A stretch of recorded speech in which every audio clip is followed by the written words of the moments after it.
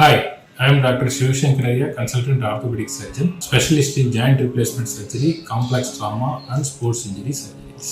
So today I am going to discuss you about hyperuricemia and gout. So hyperuricemia అంటే ఏంటి? Hyperuricemia అంటే elevated levels of serum uric acid levels in the blood. దీన్ని hyperuricemia అంటారు. ఎందువల్ల వస్తుంది? ఇది ఎందువల్ల వస్తుంది అంటే హై ఇంటేక్ ఆఫ్ ప్రోటీన్ వల్ల రావచ్చు.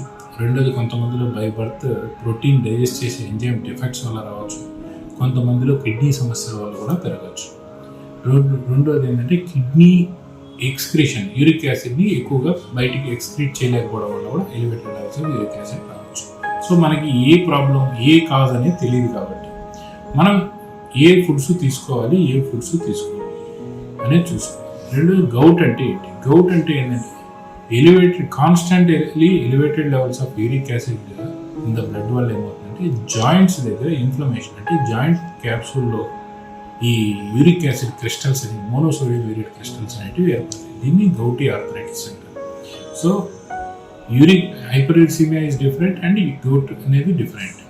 సో మనం ఏ ఫుడ్స్ తీసుకోవాలి ఏ ఫుడ్స్ అవాయిడ్ చేయాలి అంటే తీసుకోకూడదు. ఫుడ్స్ టు బి అవాయిడెడ్ అంటే ఏంటి అంటే high protein diets red meat కానీ సీ ఫుడ్స్ కానీ అవాయిడ్ చేసుకోవాలి. రెండోది స్వీట్స్, తర్వాత కూల్ డ్రింక్స్ సాఫ్ట్ డ్రింక్స్ ఉంటాయి కదా, ఇవన్నీ కంప్లీట్గా అవాయిడ్ చేయాలి. ఆల్కహాల్ అవాయిడ్ చేయాలి. ఆల్కహాల్తో పాటు స్టఫ్ మొత్తం అవాయిడ్ చేసుకోవాలి. ఎక్కువగా పెరుగు ఇట్లాంటివి అవాయిడ్ చేసుకుంటే బెటర్.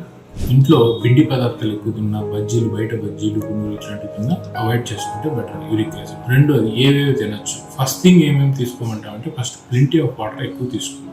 ఎందుకు అని అంటే యూరిక్ యాసిడ్ని కొంచెం డైల్యూట్ చేసి ఎక్స్క్రీట్ చేస్తుంది.